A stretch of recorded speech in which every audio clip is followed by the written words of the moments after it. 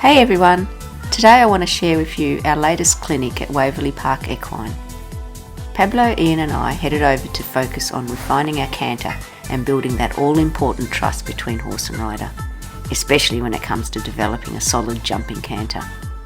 It's not just about speed, it's about balance, rhythm and connection. This was Pablo's and my second group session, and let me tell you, it wasn't smooth sailing at first. Pablo was still pretty unsettled, constantly calling out for echo, and at times it felt he was borderline unrideable. We decided to put his titanium mask on mid-session during the warm-up, and wow, what a game changer! It really helped him focus and lock on to his jumping.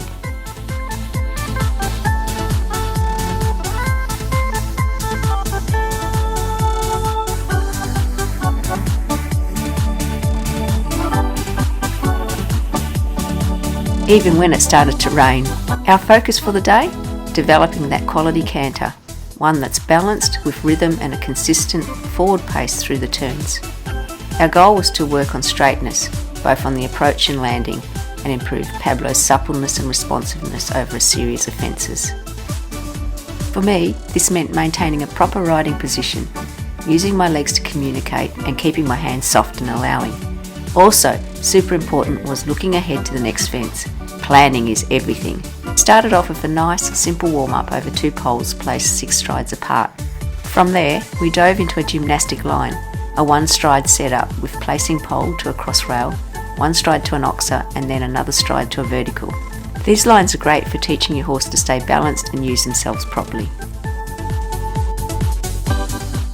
After we got warmed up, we moved on to the coursework. We began by mixing in individual verticals and oxers, rolling into combinations with tighter turns and more complex lines. One thing we focused on was vertical oxer lines, adding in rollbacks and tight turns to really push Pablo's rideability. From there, we worked our way up to more challenging lines, 1, 2, 4, 5 and 6 stride combinations, finishing with a full course that brought everything together. A key part of our session was improving Pablo's rideability, especially on the landing and through the turns. I have a habit of fighting him in the turns when we get strong, and this tends to make him unrideable. This, of course, kills our canter and drains all the energy we've worked hard to build up.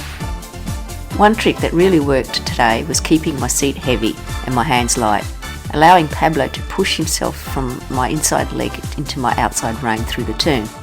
By doing this, he was able to maintain the correct canter and make the striding over the fence so much easier.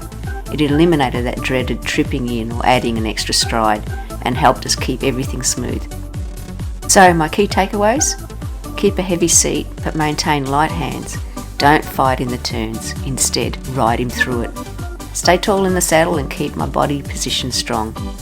Ride with Pablo in front of my leg, allowing him to travel to the fence without hesitation.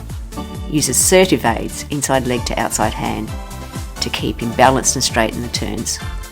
And that's a wrap for today. By focusing on using my seat and legs before relying on my hands, I noticed a huge difference in Pablo's rideability. Remember, balance, rhythm and forwardness are key to good jumping round. Thanks for watching, and I'll see you in the next one.